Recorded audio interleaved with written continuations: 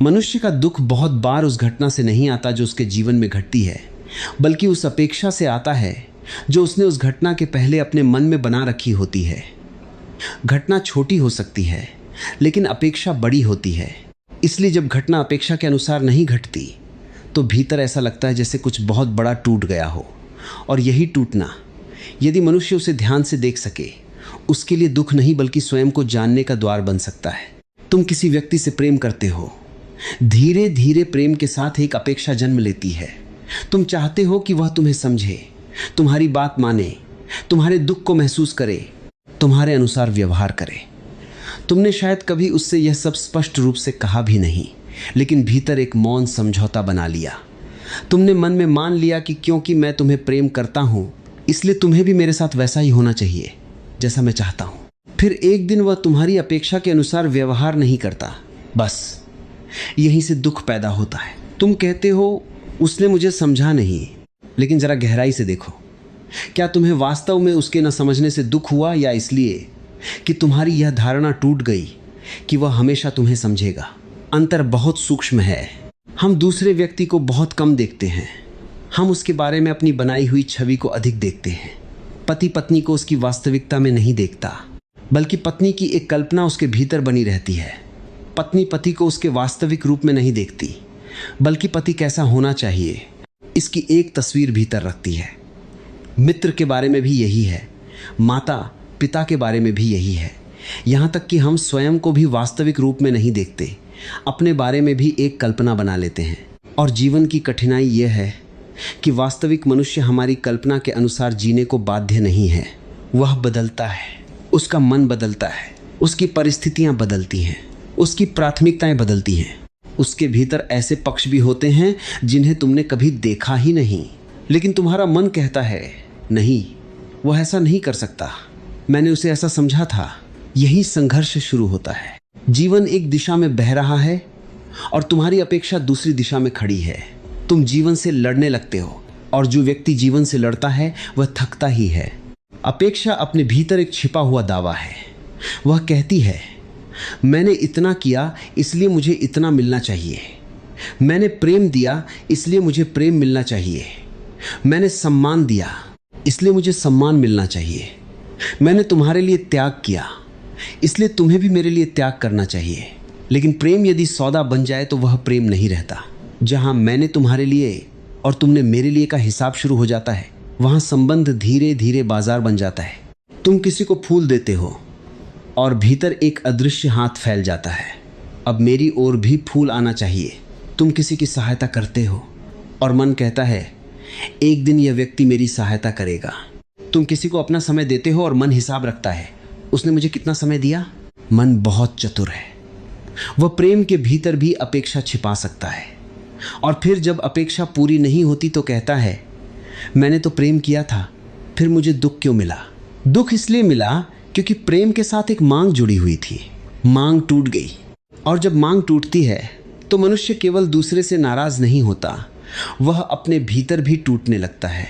लेकिन यही टूटना बहुत मूल्यवान हो सकता है यदि तुम उससे भागो नहीं। आमतौर पर हम अपेक्षा टूटते ही किसी को दोष देने लगते हैं। उसने ऐसा क्यों किया? उसने मुझे धोखा क्यों दिया? उसने मेरी कद्र क्यों नहीं की? उसने मेरा सम्मान क्यों नहीं रखा?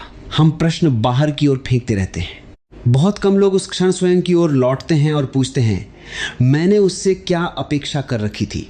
यह प्रश्न साधारण नहीं है, क्योंकि इसके साथ तुम्हारा अपना मन दिखाई देने लगता है। तुम्हें पता चलता है कि तुमने दूसरे व्यक्ति को स्वतंत्र नहीं छोड़ा था, तुमने उसके लिए एक भूमिका तय कर दी थी। तुम चाहते थे कि वह तुम्हारी कहानी का पात्र बनकर रहे, लेकिन जीवन किसी कहानी के अनुसार नहीं चलता। दूसरा व्यक्ति भी अपने भीतर एक पूरा संसार लेकर आया है।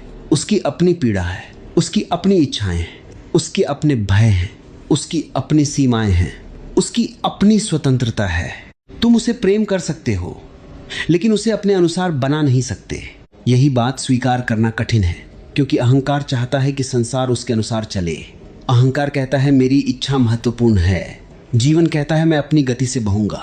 जब दोनों के बीच टकराव होता है तो मनुष्य उसे दुख कहता है, लेकिन कभी कभी दुख वास्तव में जीवन का दर्पण होता है। वह तुम्हें दिखाता है कि तुम कहाँ पकड़ कर बैठे थे। तुम्हारी अपेक्षा टूटी और तुम्हें लगा कि दूसरे ने तुम्हें तोड़ दिया। लेकिन हो सकता है कि दूसरे ने केवल तुम्हारी उस कल्पना को तोड़ा हो जिसे तुमने उसके ऊपर चिपका रखा था। तुमने सोचा था वो हमेशा मेरे साथ रहेगा, वह चला गया। तुमने सोचा था वह कभी मुझे दुख नहीं देगा, उसने दुख दिया। तुमने सोचा था लोग मेरी अच्छाई को समझेंगे, उन्होंने नहीं समझा। तुमने सोचा था मेहनत का परिणाम वैसा ही मिलेगा जैसा तुम चाहते हो, नहीं मिला। हर बार जीवन ने तुम्हारी बनाई हुई तस्वीर को थोड़ा सा तोड़ा और तुमने इसे दुर्भाग्य समझा। लेकिन यदि उसी क्षण तुम रुककर देखते तो तुम्हें दिखाई देता कि टूट रही थी केवल तस्वीर, तुम नहीं। ये बहुत बड़ी बात है, तस्वीर और वास्तविकता में अंतर है। तुमने अपने बारे में भी एक तस्वीर बना रखी है, मैं अच्छा हूँ, मैं समझदार हूँ, मैं शांत हूँ, मैं दूसरों से बेहतर हूँ, मैं बहुत त्यागी हूँ, मैं बहुत प्रेम करने वाला हूँ। फिर कोई ऐसी परिस्थिति आती है जिसमें तुम्हारा क्रोध बाहर आ जाता है, तुम चौंक जाते हो। तुम कहते हो मैं ऐसा कैसे कर सकता हूँ, क्योंकि तुम्हारी अपने बारे में बनाई हुई तस्वीर टूट गई। तुम्हें अपने भीतर का वह हिस्सा दिखाई दे गया जिसे तुम देखना नहीं चाहते थे। यही आत्मदर्शन की शुरुआत है। स्वयं को जानना केवल अपने अच्छे गुणों को जानना नहीं है, अपने भीतर के भय को देखना भी स्वयं को जानना है, ईर्ष्या को देखना भी स्वयं को जानना है, अधिकार की भावना को देखना भी स्वयं को जानना है, अपेक्षा को देखना भी स्वयं को जानना है। और जब अपेक्षा टूटती है तब कई बार, पहली बार तुम्हें अपने मन की वह परत दिखाई देती है जो सामान्य दिनों में छिपी रहती है। जब सब कुछ तुम्हारी इच्छा के अनुसार चलता है तब तुम्हें लगता है कि तुम शांत हो, लेकिन शायद तुम शांत नहीं थे, परिस्थितियां तुम्हारे पक्ष में थीं। वास्तविक शांति तब दिखाई देती है जब परिस्थिति तुम्हारे विरुद्ध जाती है और फिर भी तुम भीतर देख सकते हो कि तुम्हारे साथ क्या हो रहा है। किसी ने तुम्हें अपमानित किया, तुम्हारे भीतर क्रोध उठा, तुम उसे तुरंत बाहर फेंक सकते हो। लेकिन यदि तुम कुछ क्षण रुककर उस क्रोध को देखो तो एक पूरा संसार दिखाई देगा। क्रोध के नीचे चोट है, चोट के नीचे अपेक्षा है, अपेक्षा के नीचे अपनी छवि को बचाने की इच्छा है, और उस इच्छा के नीचे शायद यह भय है कि यदि लोग मुझे महत्व नहीं देंगे तो मैं स्वयं को महत्व कैसे दूंगा। अब तुम दूसरे व्यक्ति को नहीं, अपने भीतर को देख रहे हो। यही परिवर्तन है। अपेक्षा का टूटना तुम्हें बाहर से भीतर की ओर मोड़ सकता है। पहले तुम्हारी दृष्टि दूसरे पर थी, अब तुम्हारी दृष्टि अपने मन पर है। पहले प्रश्न था उसने ऐसा क्यों किया, अब प्रश्न है मेरे भीतर इतना दुख क्यों उठा। पहले तुम दोष खोज रहे थे, अब तुम जड़ खोज रहे हो, और जड़ दिखाई देने लगे तो धीरे धीरे शिकायत का भार कम होने लगता है। तुम यह नहीं कहते कि दूसरे ने सही किया या गलत किया, तुम केवल यह देखते हो कि उस घटना ने तुम्हारे भीतर क्या उजागर किया। यही देखने की कला मनुष्य को भीतर से बदल सकती है, क्योंकि जीवन में हर अपेक्षा पूरी नहीं होगी। हर व्यक्ति तुम्हारी इच्छा के अनुसार व्यवहार नहीं करेगा, हर संबंध तुम्हारी कल्पना के अनुसार नहीं चलेगा, हर काम का परिणाम तुम्हारी योजना के अनुसार नहीं आएगा, हर दिन तुम्हारे पक्ष में नहीं होगा। लेकिन इन सब के बीच तुम्हारे पास एक संभावना हमेशा रहेगी। तुम देख सकते हो, तुम अपने भीतर उठती हुई प्रतिक्रिया को देख सकते हो, तुम अपनी चोट को देख सकते हो, तुम अपनी मांग को देख सकते हो, तुम अपने अहंकार को देख सकते हो।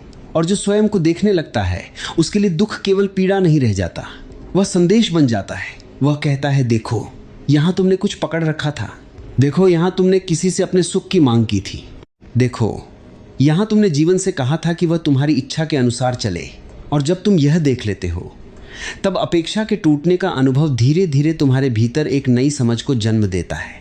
तुम्हें पहली बार अनुभव होने लगता है कि शायद स्वतंत्रता का अर्थ यह नहीं कि संसार मेरी इच्छाओं के अनुसार चले, शायद स्वतंत्रता का अर्थ यह है कि संसार जैसा भी हो मैं अपने भीतर उसे देखने की क्षमता न खोऊं।